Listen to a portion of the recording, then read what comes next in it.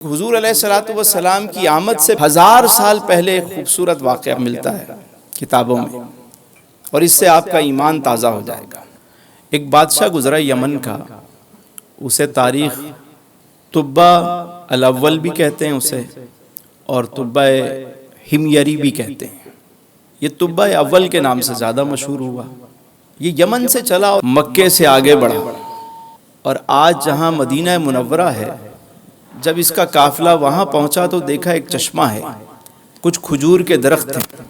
اچھا، اس کی ایک اچھی عادت یہ تھی کہ یہ اپنے قافلے میں وہاں کے جو صاحبان علم و دانش ہوتے، وارثان محراب و منبر ہوتے، ان کو اپنے ساتھ لے لیتا۔ اس کے قافلے میں علماء بھی تھے اس دور کے، صاحبان علم و حکمت بھی تھے، سب کو اپنے ساتھ لے کر چلتا، اور بڑا ذہین اور فاتح بادشاہ تھا۔ جب یہ اس مقام پہ پہنچا کہ ایک جہاں کھجور کے درخت ہیں اور ایک پانی کا چشمہ ہے، پڑاؤ ڈالا گیا، تو اس کے ساتھ جو صاحبان علم و حکمت تھے وہ سارے رات کو نکلے۔ تاریخ میں بعض کہتے ہیں کہ ان کی تعداد 400 تھی، اور بعض کہتے ہیں کہ ان کی تعداد 4000 تھی۔ وہ جو صاحبان علم و حکمت تھے وہ ایسے ہی رات کو جب باہر نکلے چہل قدمی کے لیے، تو اچانک آگے گئے، کیا دیکھتے ہیں؟ زمین کا ایک خطہ ہے جہاں سے نور نکل رہا ہے۔ وہ سارے حیران ہوئے کہ یہ کون سی جگہ ہے، یہاں سے نور نکل رہا ہے۔ بیٹھ گئے، کتابیں نکال لیں، آپس میں گفتگو ہوئی، ایک دوسرے سے دلائل پہ بات شروع ہوئی کہ یہ کون سی جگہ ہے، یہ کیا منظر ہے۔ یہاں تک کہ وہ گفتگو کرتے کرتے صبح ہو گئی، اور وہ اس نتیجے پہ پہنچے کہ یہ وہی جگہ ہے جہاں نبی آخر الزماں تشریف لائیں گے، اور یہیں ان کی آرام گاہ بنے گی۔ اب دیکھیے، ولادت مصطفیٰ صلی اللہ علیہ وآلہ وسلم سے 1000 سال پہلے کی بات کر رہا ہوں۔ کتنی دن پہلے؟ 1000 سال پہلے۔ اب جب انہوں نے یہ منظر دیکھا تو آپس میں مشورہ کیا، کتابوں میں جب دیکھ لیا کہ یہ وہی جگہ ہے، تو کہنے لگے کہ اس در کو چھوڑ کے تو اب ہم کہیں نہیں جائیں گے۔ آپس میں کہنے لگے کہ ہم تو یہیں رہیں گے، اب چاہے بادشاہ ہماری گردنیں اڑا دے، اب یہاں سے ہلیں گے نہیں۔ صبح ہوئی تو جو سب سے بڑے عالم تھے وہ بادشاہ کے پاس گئے، اور جا کے کہا کہ حضور، ہم چاہتے ہیں کہ آپ ہمیں یہاں رہنے کی اجازت دے دیں۔ بادشاہ نے کہا، کیوں بھائی؟ کھجوریں اچھی لگ گئیں؟ پانی میٹھا لگ گیا؟ ہوا کیا ہے؟ کہنے لگے، حضور کھجوریں تو اچھی ہیں ہی، لیکن معاملہ کچھ اور ہے۔ معاملہ کچھ اور ہے۔ کہ کیا معاملہ ہے؟ کہنے لگے کہ معاملہ یہ ہے کہ ہم نے کتابیں دیکھی ہیں، ہم اس نتیجے پر پہنچے ہیں کہ یہ وہ خطہ ہے زمین کا جہاں نبی آخر الزماں تشریف لائیں گے، تو ہم چاہتے ہیں کہ ہم یہیں رہیں۔ وہ کہنے لگا، تمہیں کیسے یقین ہے؟ انہوں نے کتابوں کے حوالے چیزیں سب بتائیں، سب کو جمع کیا۔ اس نے کہا، سب کی متفقہ رائے ہے؟ سب نے کہا، جی یہی رائے ہے ہماری، یہ وہ جگہ ہے جہاں اللہ کے رسول آخری نبی تشریف لائیں گے، حضور خاتم النبیین آئیں گے۔ اس نے کہا، اگر ایسی بات ہے تو پھر تم اکیلے کیوں رہو گے؟ میں بھی یہاں رہتا ہوں، میرے لیے بھی ایک گھر تعمیر کرو۔ چنانچہ اس کے لیے بھی ایک گھر تعمیر ہونے لگا۔ سب کے لیے اس نے گھر بنایا، کہ سب کے لیے گھر بنا اور میرے لیے ایک 2 منزلہ گھر تیار کر۔ بادشاہ کے لیے گھر تیار کیا گیا، اور اس پورے پروسیس کو سال گزر گئے، اور وہ اس دوران حضور خاتم النبیین نبی آخر الزماں کے بارے میں معلومات جمع کرتا رہا، پوچھتا رہا چیزیں۔ جب سال مکمل ہوا، گھر تعمیر ہو گیا، تو اس نے سارے علماء کو جمع کیا، اور جو سب سے بڑے عالم تھے ان کو اپنے پاس بلایا، اور ان سے کہا کہ دیکھو، میں تو اب یہاں سے آگے جانے لگا ہوں، میرا یہ گھر اور میرا یہ خط تمہارے پاس امانت ہے، تم یہیں رہو گے۔ میرا یہ خط حضور خاتم النبیین نبی آخر الزماں کو دے دینا۔ تو وہ عالم کہنے لگے کہ اگر میرا انتقال ہو گیا، کہا تم اپنی اولاد کو وصیت کر کے جانا، اگر ان کا انتقال ہو جائے تو وہ اپنی اولاد کو وصیت کر کے جائیں، ان کا انتقال ہو جائے تو وہ اپنی اولاد کو وصیت کر کے جائیں، کبھی تو قسمت کھلے گی میری، کبھی تو میرا سلام ہوگا۔ ادھر مکے میں حضور کی ولادت ہوئی اور 40 سال کی جب آپ کی عمر ہوئی تو آپ نے اعلان نبوت فرمایا، اور پھر 13 سال مکے میں رہ کر آپ نے مدینے کے لیے ہجرت فرمائی۔ اب حضور علیہ السلام کا قافلہ مدینہ منورہ کی طرف چلا۔ حضور مدینے کی طرف روانہ ہے اپنے رفقا کے ساتھ، اور اہلیان مدینہ کو یہ انتظار ہے کہ حضور تشریف لانے والے ہیں، وہ شب و روز انتظار کر رہے ہیں۔ خبر مل چکی ہے، مدینہ منورہ کو سجایا جا رہا ہے، تیاریاں ہو رہی ہیں آمد مصطفیٰ کی، اور روزانہ اہلیان مدینہ جمع ہو جاتے ہیں۔ صبح کا وقت ہے، صبح صبح سارے مدینے کے لوگ کھڑے ہو گئے کہ ایک دوسرے سے پوچھنے لگے کہ تم دیکھنا، جیسے ہی کہیں سے کوئی گرد و غبار نظر آئے، کہیں سے قافلے کے آثار نظر آئیں تو آواز لگا دینا۔ روز انتظار ہونے لگا۔ حضور علیہ السلام مکہ المکرمہ سے مدینہ منورہ کی جانب روانہ ہے۔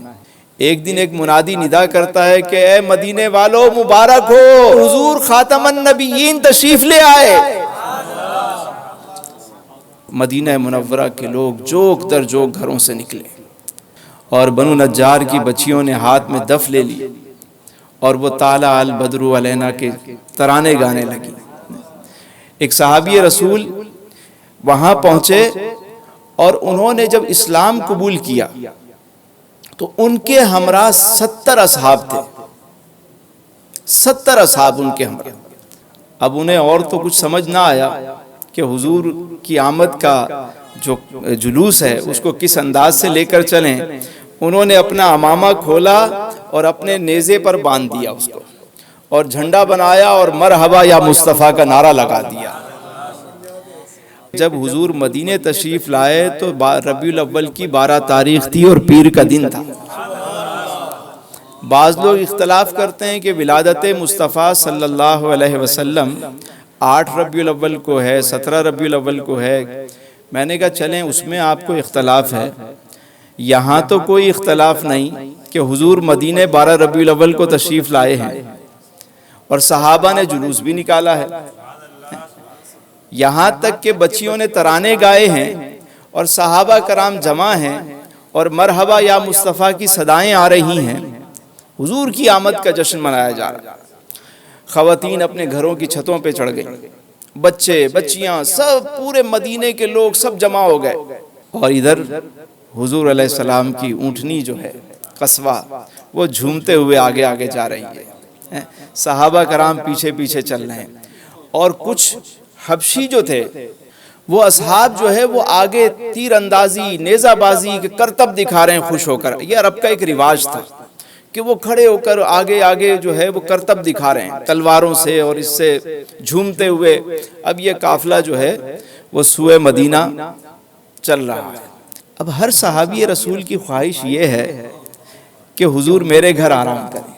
حضور علیہ السلام نے فرمایا کہ میری اونٹنی کی مہار چھوڑ دو، فَإِنَّهَا مَأْمُورَةٌ، یہ اللہ کے امر سے مامور ہے، یہ اس کو پتا ہے کہ اسے کہاں جانا ہے۔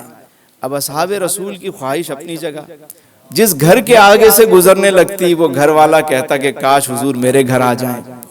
بعض اصحاب نے تو ہری گھاس لے کے اونٹنی کو دکھانا شروع کر دی کہ ادھر آ جائے، ادھر رک جائے، لیکن وہ اونٹنی بھی تو میرے حضور کی تھی، جھومتے جھومتے آگے بڑھ رہی ہے، چل رہی ہے۔ چلتے چلتے چلتے چلتے وہ ایک جگہ جا کے ٹھہر گئی، اور پھر خود ہی بیٹھ گئی۔ ایک 2 منزلہ مکان ہے، اور اس 2 منزلہ مکان کے سامنے جا کر وہ اونٹنی بیٹھ گئی۔ آپ کو پتہ ہے وہ مکان اور صاحب مکان کون تھے؟ وہ گھر حضرت ابو ایوب انصاری کا تھا، اور وہ گھر اسی بادشاہ طبع اول نے انہیں ہدیہ کیا تھا حضور کے لیے۔ وہ گھر حضرت ابو ایوب انصاری کیئر ٹیکر تھے، اس کا خیال رکھتے تھے، امانت تھی ان کے پاس۔ وہ 2 منزلہ مکان تو میرے حضور ہی کا تھا، آپ ہی کو تحفہ ملا تھا۔ وہ اونٹنی جا کر بیٹھی۔ اب دیکھیے کہ جس اونٹنی پر حضور سوار ہوں، اس اونٹنی کا علم دیکھیے کہ اس کو پتا ہے کہ کہاں جا کے رکنا ہے، کس گھر پہ جا کے رکنا ہے۔ تو میرے سرکار کا علم، اس کا مقام کیا ہوگا؟ اونٹنی کو یہ پتا ہے۔ اور وہ جب حضور علیہ السلام تشریف لے کر گئے حضرت ابو ایوب انصاری کے گھر، اب حضرت ابو ایوب انصاری حیران ہیں، ان کو وہ سمجھ رہے تھے کہ حضور تشریف لائیں گے مدینہ منورہ، کہیں ٹھہریں گے، پھر جا کر میں یہ میسج دوں گا، انہیں یہ پیغام دوں گا، انہیں بتاؤں گا کہ یہ حضور یہ گھر آپ ہی کی ملکیت ہے۔ لیکن جیسے ہی اونٹنی وہاں بیٹھی تو وہ ایک دم حیران ہو گئے اور اندر دوڑے، جلدی حضور تشریف لائیں، کہیں کچھ انتظام کروں، کھجوریں لے کر آؤں، پانی لے کر آؤں، دودھ پیش کروں۔ حضور فرمایا اے میرے غلام، ساری چیزیں بعد میں، پہلے میرے عاشق طبع اول کا وہ خط تو لا کر مجھے دے دو۔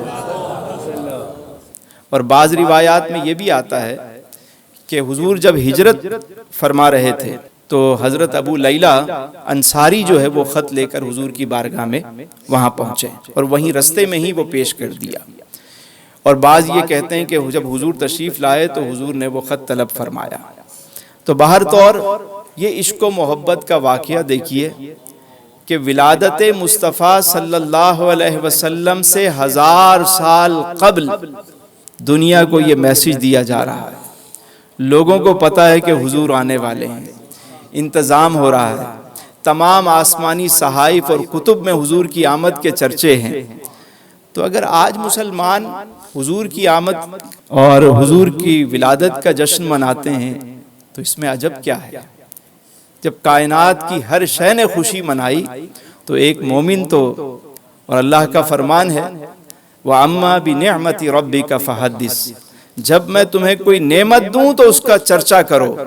تو کائنات میں سب سے بڑی نعمت جو ہے وہ میرے حضور کی ذات ہے۔